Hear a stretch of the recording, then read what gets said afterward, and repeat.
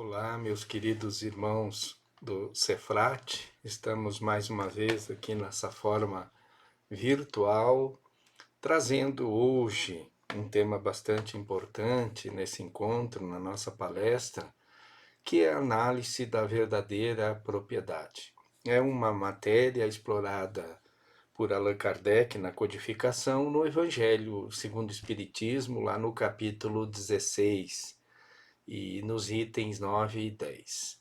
Vamos fazer um raciocínio primeiro sobre um adágio popular. Afinal, o tema é a verdadeira propriedade. Diz assim o adágio. Divaldo gosta muito dele, volta e meia, às vezes ele repete. Diz que viemos sem nada, iremos partir sem nada. Entre vir e ir sem nada, no intervalo, brigamos por coisas que não trouxemos e também não vamos levar. Olha que interessante, já começamos a montar um conceito, no mínimo, espiritual, do que seja a verdadeira propriedade. A Bíblia, no Antigo Testamento, lá em Eclesiastes, que muitos vão traduzir assim como o pregador, então Eclesiastes é aquele livro do Antigo Testamento que traz muitas das definições de alguém que prega a palavra de Deus, principalmente na época. E esse capítulo 5 de Eclesiastes, lá no versículo 14, diz assim: Como saiu do ventre materno, assim voltará, nu como veio. Nada retirou do seu trabalho que possa levar nas mãos. Isso também é mal doloroso. Ele se vai embora assim como veio. E que proveito tirou de tanto trabalho? Apenas vento. Então dá para a gente ir analisando que Eclesiastes tem muito até com esse adágio popular e nos traz uma reflexão mais profunda que a gente deve fazer, então, dessa verdadeira propriedade.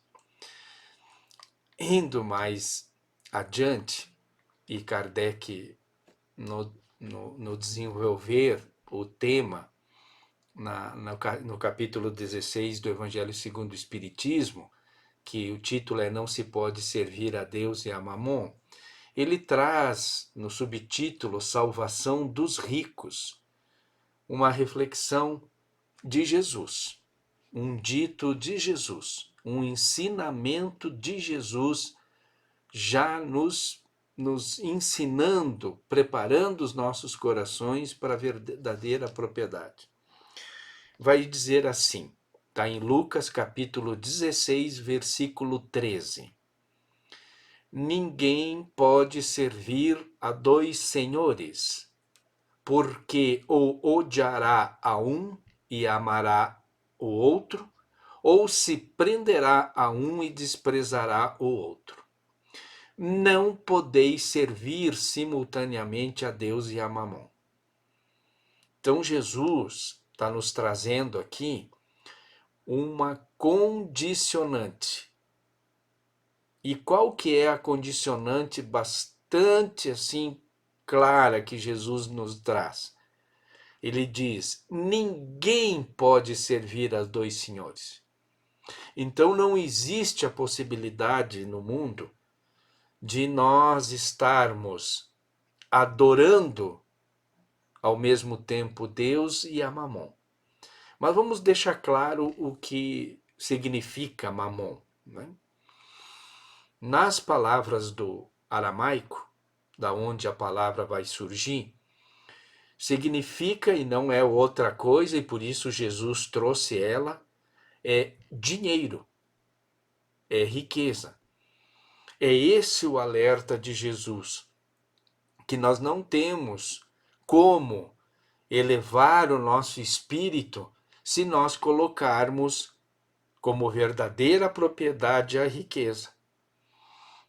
E temos que entender também que não é para para se desfazer das coisas materiais. Não é isso que Jesus está dizendo. Jesus está dizendo de adoração, de fazer do dinheiro o Deus. Deus, nos conceitos de Jesus, o Pai Supremo de toda a bondade, magnânimo em tudo e eterno, né? Aquele Pai Criador. Essa que é o nosso conceito. Então, reforçando, Jesus vai dizer: ninguém pode servir a dois senhores e não podeis servir simultaneamente. Existe, inclusive, aqui uma lei, a lei divina.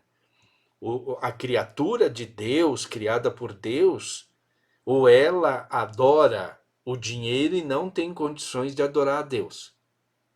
Não tem como ser simultaneamente as mesmas coisas. É um ou é outro. Jesus está dizendo com todas as letras isso.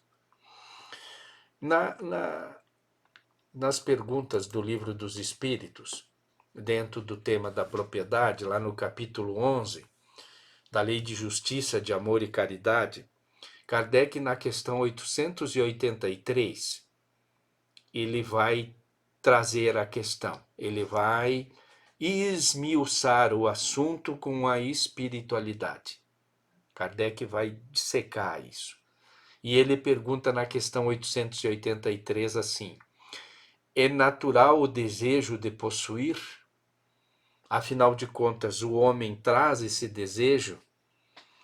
A espiritualidade responde sim, mas a espiritualidade ela é assim, ela completa o ensinamento. Ela poderia responder: é natural o desejo de possuir? Sim, simplesmente. Não, mas ela não faz isso. Ela diz sim, coloca a vírgula e vem. Mas, olha a condicionante de novo aqui da propriedade. Mas quando o homem deseja possuir para si somente e para sua satisfação pessoal, o que há é egoísmo e não um desejo natural de posse, né? Então, a propriedade, o desejo de possuir, ele tem que ter uma razão. E nós já vamos, né, fazendo juízo disso, do que seja a verdadeira propriedade, então. Qual que é a razão? É o materialismo puro? É mamon puro? Ou será que está os verdadeiros valores espirituais no espírito? Kardec vai continuar a explorar a questão. E na questão 883A, Kardec pergunta assim: não será, entretanto, legítimo o desejo de possuir, uma vez que aquele que tem de que viver a ninguém é pesado? O que Kardec está querendo dizer com isso? Não é legal possuir para não ser peso de alguém? Não é bom a gente ter certas propriedades, certos materiais, né, certos equipamentos, afinal, para não ser peso? A espiritualidade nem entra nesse mérito de responder assim a questão nesse sentido de ser pesado para alguém. Mas eles respondem já explicando, né, a questão. Há homens insaciáveis que acumulam bens sem utilidade para ninguém, ou apenas para saciar suas paixões. Julgas que Deus vê isso com bons olhos? Aquele que, ao contrário, junta pelo trabalho, tendo em vista socorrer os seus semelhantes, pratica a lei de amor e caridade, e Deus abençoa o seu trabalho. Então, é legítimo o desejo de possuir, é o legítimo o desejo de não ser peso para alguém, né? Nós sabemos, nas condições de criaturas de Deus, que todos nós, todos os dias levantamos, como diz, põe o pé fora da cama para trazer o seu sustento. E que devemos fazer a nossa parte na vida material, na vida física, quanto menos ser peso para alguém. Todos nós colaborando. Está lá a família, o pai e a mãe, né, trabalhando dia a dia, sol a sol, e trazendo sustento. Os filhos vão crescendo, vão tomando os seus rumos, as suas vidas, e cada um fazendo a sua parte. Porque convenhamos, se for assim, se alguém estiver vivendo, né, sem trabalhar, se não é rico de alguma outra situação, ou tem posses, até ganhar na loteria, da onde que vem o sustento? Se alguém está vivendo bem sem o trabalho, é porque tem alguém trabalhando para ele. Então, essa é uma questão bastante interessante aqui. E Kardec, então, agora na 884, na sequência, ele vai entrar, depois dele ter esmiuçado a questão do possuir, ele entra na propriedade agora. E ele pergunta: qual o caráter da legítima propriedade? Como é aos olhos de Deus nós termos as propriedades legítimas das nossas coisas materiais? Também espirituais, né? Mas aqui a questão é mais material. Propriedade legítima só é a que foi adquirida sem prejuízo de outrem. Olha só a clareza da resposta da espiritualidade. O caráter, então, da legítima propriedade, ela só é legítima aos olhos de Deus se ela é legítima na sua aquisição. Se ela é honesta, se ela foi ética na sua aquisição. Então, se eu estou tendo as minhas propriedades, as minhas rendas em coisas ilícitas, e a regulagem humana, as leis humanas já regulam bastante essa situação, ela não é uma legítima propriedade. Ela é qualquer outra coisa, de exploração, de abuso até, mas não de legítima propriedade. Então, Kardec vai dizer aqui que que é isso, né? A legítima propriedade, as coisas que a gente consegue legitimamente. Continuando no capítulo 16, daí não se pode servir a Deus e a Mamon, como já falamos, tem a instrução dos espíritos. E o espírito que traz essa instrução da verdadeira propriedade é Pascal. E ele vai dizer assim: o homem só possui em plena propriedade aquilo que lhe é dado levar deste mundo. Que definição do espírito Pascal, né? Possui em plena propriedade aquilo que podemos levar. Do que encontra ao chegar e deixa ao partir, goza ele enquanto aqui permanece. Só goza, só tem o usufruto, ele vai dizer. Forçado, porém, é que é abandonar tudo isso, não tem das suas riquezas a posse real, mas simplesmente o usufruto. Olha que interessante. Então, vem bem ao encontro do que Eclesiástico escreveu e também do adágio popular. Viemos sem nada, retornaremos sem nada. Material. Porque o próprio Pascal agora, gente, ele vai fazer uma pergunta dentro da lição para poder esclarecer. Ele vai dizer assim: o que é então o que ele possui? Se ele só é usufrutuário das coisas materiais, o que realmente o homem possui? As criaturas de Deus, o que nós possuímos? Ele afirma, então, ele faz a pergunta para explicar. Nada do que é de uso do corpo. Tudo o que é de uso da alma. Então já, digamos que podemos talvez completar o conceito de verdadeira propriedade, né? O que é mesmo que o homem possui? Nada do que é do corpo, de uso do corpo. Tudo que é de uso da alma. E aí ele vai esclarecer o uso da alma. O que nós levamos? O que nós temos? Ele vai dizer a inteligência, os conhecimentos e as qualidades morais. Isso o que ele traz e leva consigo, o que ninguém lhe pode arrebatar. Bom, tem aqui a questão, Pascal assim ele não entra nessa questão, mas nós vamos, né, sabemos pela codificação toda da doutrina espírita, o ensinamento dos espíritos, que nós viemos, né, sem nada material, mas trazemos então o que Pascal está dizendo: inteligência, conhecimento, qualidades morais. Mas nós viemos também com os nossos defeitos, com os nossos vícios, para poderlos assimilar, para podermos, quer dizer, para podermos melhorar as nossas qualidades morais. É a nossa luta na questão encarnada, né? Essa que é uma das questões da reencarnação. É a gente trazer as coisas, né, que nós precisamos melhorar. As coisas que a gente fala sim as nossas mazelas espirituais que ainda temos, os nossos defeitos. Essa questão, gente, é interessantíssima da inteligência. Por quê?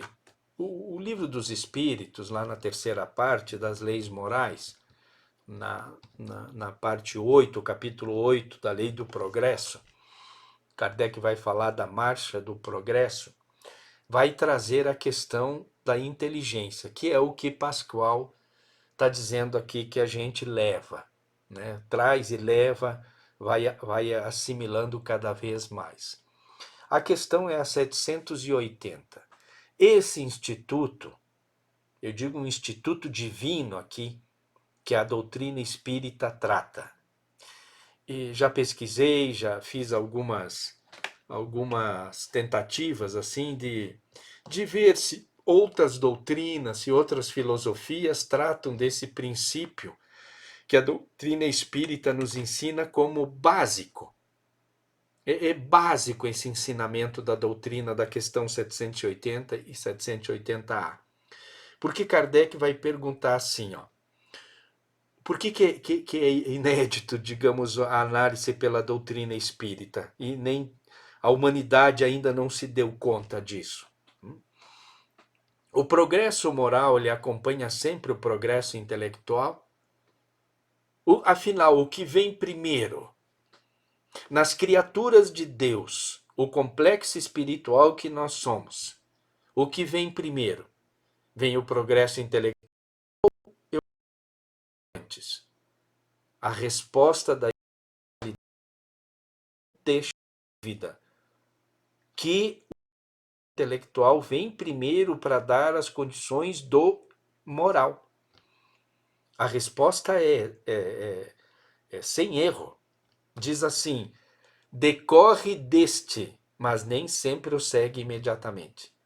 Então, o progresso moral, que é a pergunta acompanha sempre o intelectual, decorre deste, decorre do intelectual.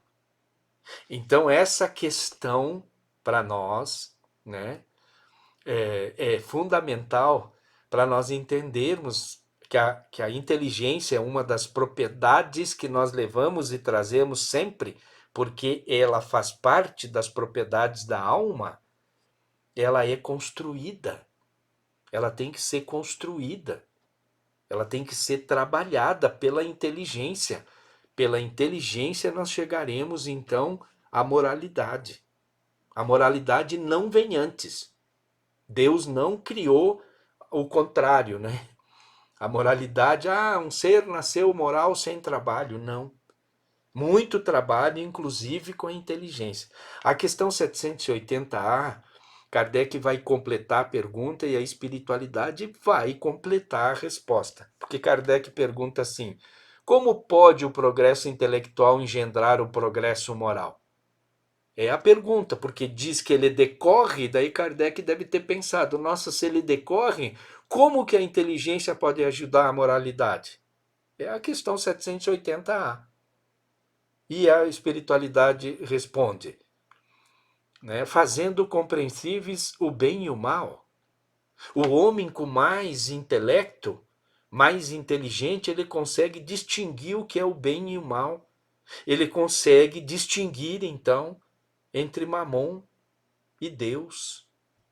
Então, A espiritualidade está dizendo aqui, quanto mais inteligência, mais condições o homem tem de ser bom, ser do bem. E completa, o homem desde então pode escolher. O desenvolvimento do livre-arbítrio acompanha o da inteligência e aumenta a responsabilidade dos atos. Olha, gente, como uma coisa no mundo de Deus, né? O complexo espiritual que todos nós somos, Deus colocou as faculdades, os mecanismos de nós irmos evoluindo por nós mesmos, nos desenvolvendo. Então, o meu livre-arbítrio, e eu vou tomando decisões e vou até as decisões omissas do que eu não faço, eu estou acompanhando com a inteligência. A inteligência está sendo formada por essas atitudes minhas quanto ao livre-arbítrio. E não tem outra maneira, né, de quanto mais inteligência e mais livre-arbítrio que eu vou adquirindo, eu aumento a responsabilidade dos meus atos. Vamos só fazer um exercício rápido. E aí vamos contar uma historinha aqui do jovem rico que historia bastante assim essa verdadeira propriedade. Imaginemos nós, né, desenvolvendo a nossa inteligência. E eu tomo conhecimento de lições que nem essas. Como que está funcionando a minha inteligência? Às vezes, queridos, nós sabemos disso, né? Temos que fazer repetições das lições, porque num primeiro momento a gente não capta, não entende. A gente sofre com isso. Às vezes não, nosso intelecto assim deixa escapar, a gente é dispersivo em certas, mas eu vou aprendendo.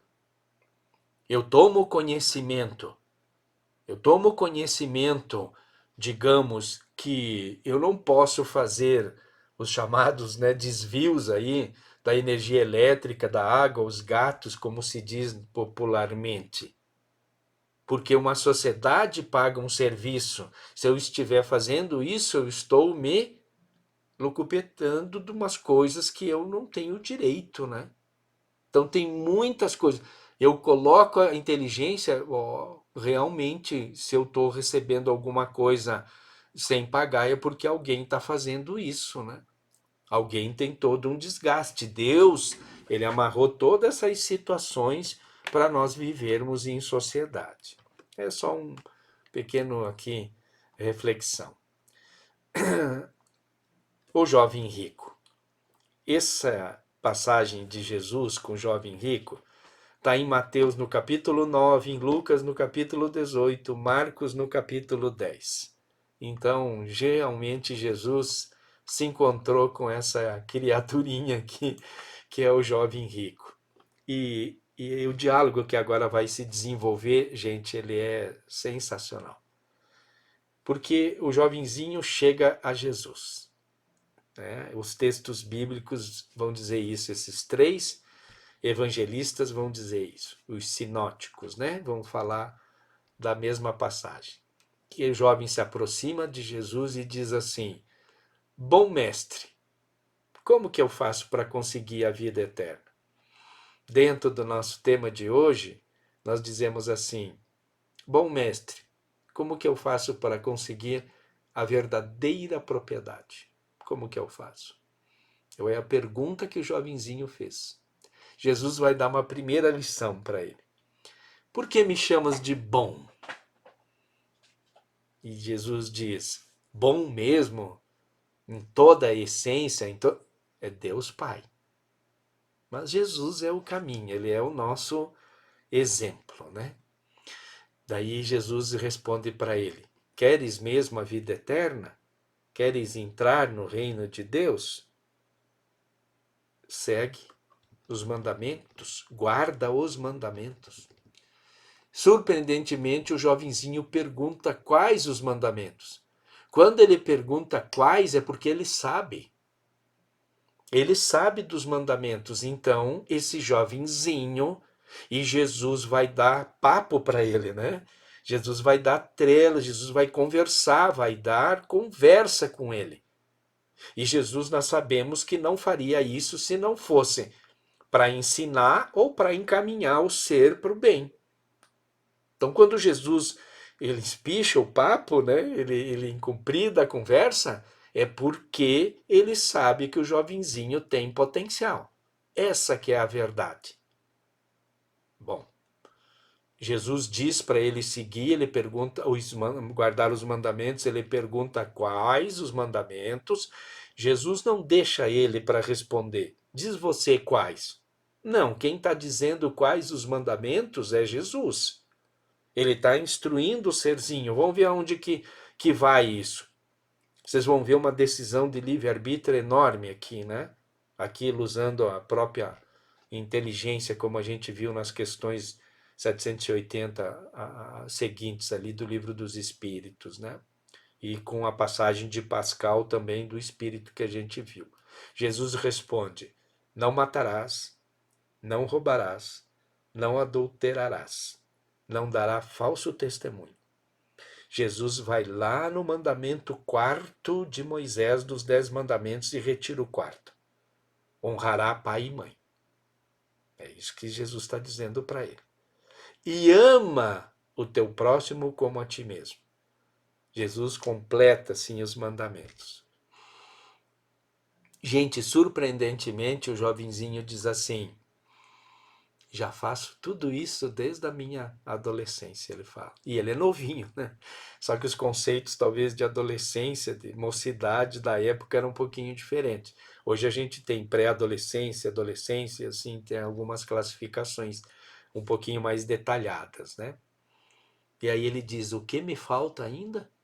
Se eu já faço tudo isso? Gente, vamos de novo.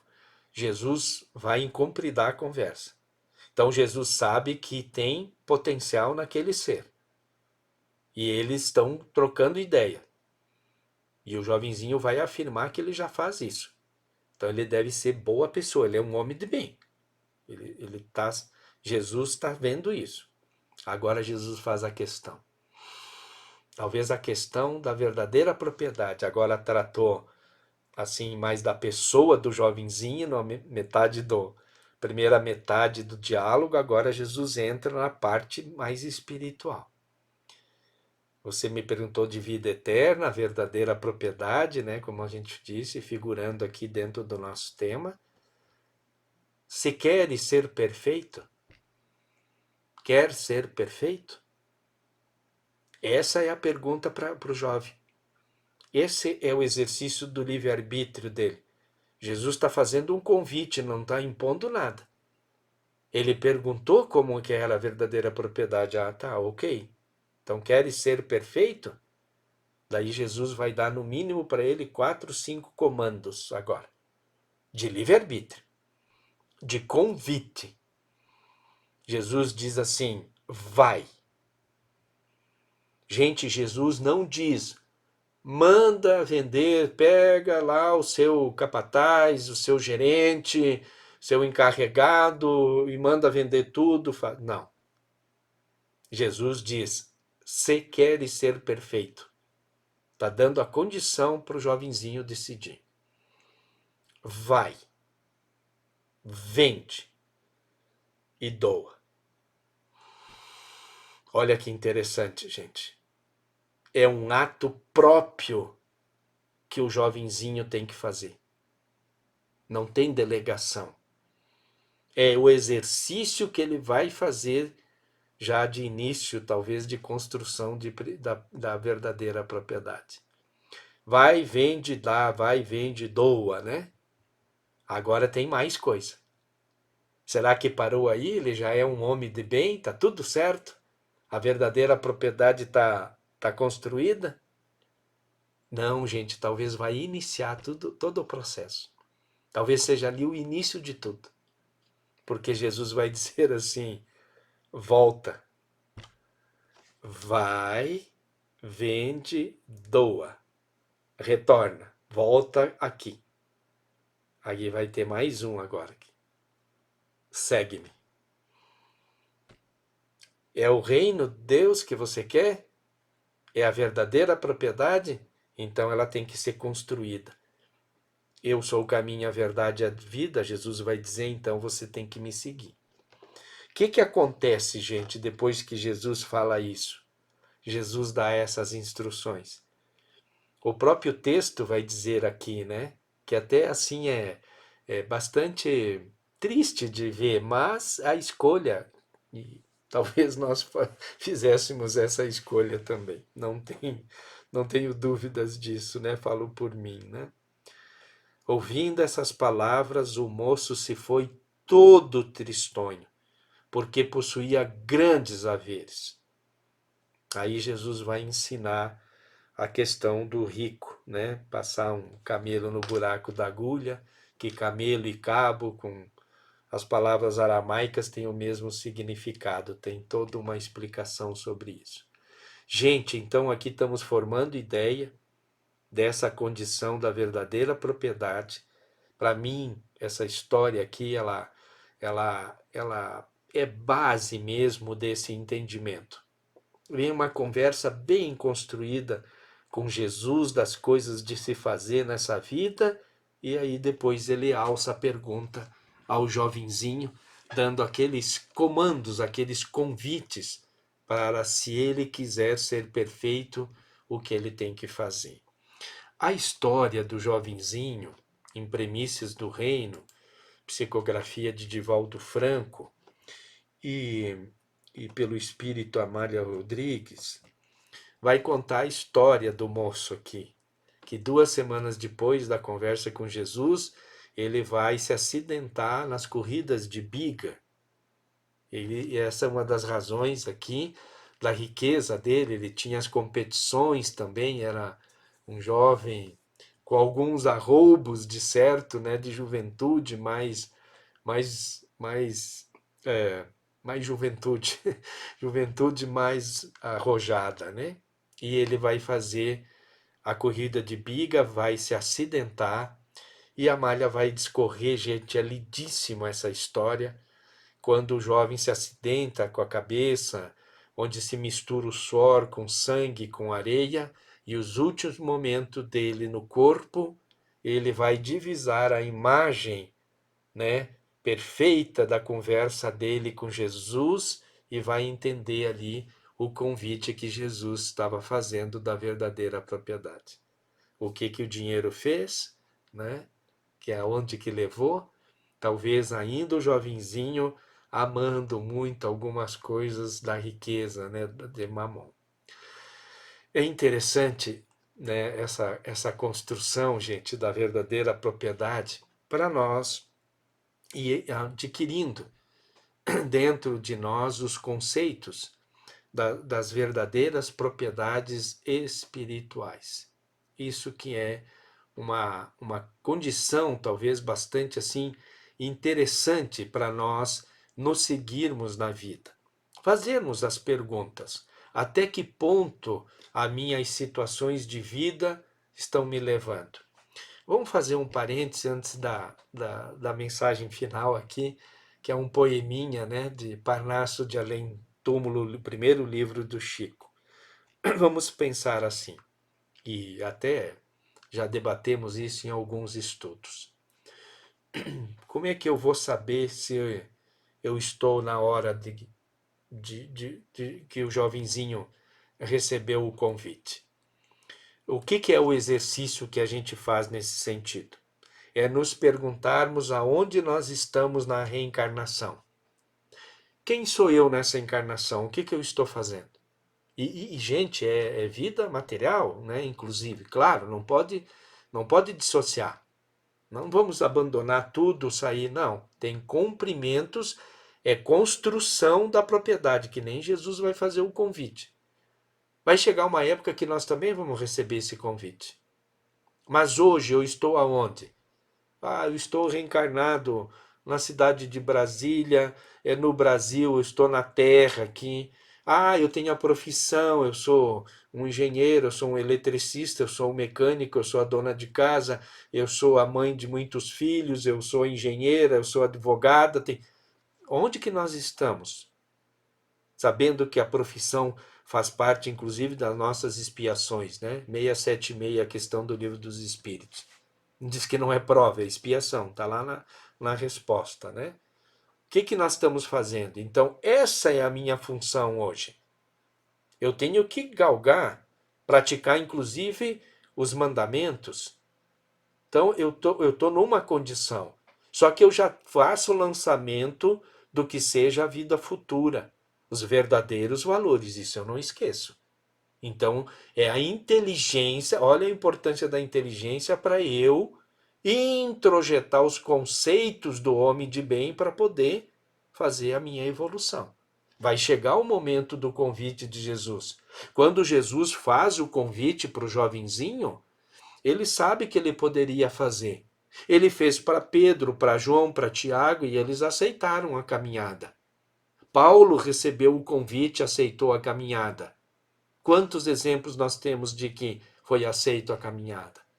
Então nós temos que ir pensando nisso, mas não nos desfazendo das responsabilidades do qual nós estamos hoje, da onde nós estamos hoje, logicamente, né? Muito bem. Mensagem final aqui, Parnaso de Além Túmulo, primeiro livro do Chico, que da psicografia dele, do Espírito João de Deus. O capítulo é o 36, vai dizer assim: a fortuna. Anda a fortuna por uma praça, fala aventura com riso irmão, e mais adiante topa a desgraça, e altiva e rude lhe esconde a mão. Vaidosa e bela dá preferência ao torpe egoísmo acomodatício, e entre as virtudes da existência escolhe sempre flores do vício. E assim prossegue na desmarcada carreira louca do vão prazer, como perdida e já sepultada no esquecimento do próprio ser. Depois, cansada e já comovida, quando só pede luz e amor, acorre a morte por lhe dar-lhe a vida, e vem a vida por lhe dar-lhe a dor. Queridos, o tema é muito reflexivo, palpitante, que possamos retomar cada vez, né, muitas vezes na nossa vida, para podermos exercitarmos todas essas faculdades divinas em prol da evolução. Então ficamos com o conceito: viemos sem nada, retornaremos sem nada. E que possamos, então, nesse intervalo de vir sem nada e voltar sem nada, fazer coisas que enriqueçam o nosso espírito. Até a próxima. Um abraço no coração de todos.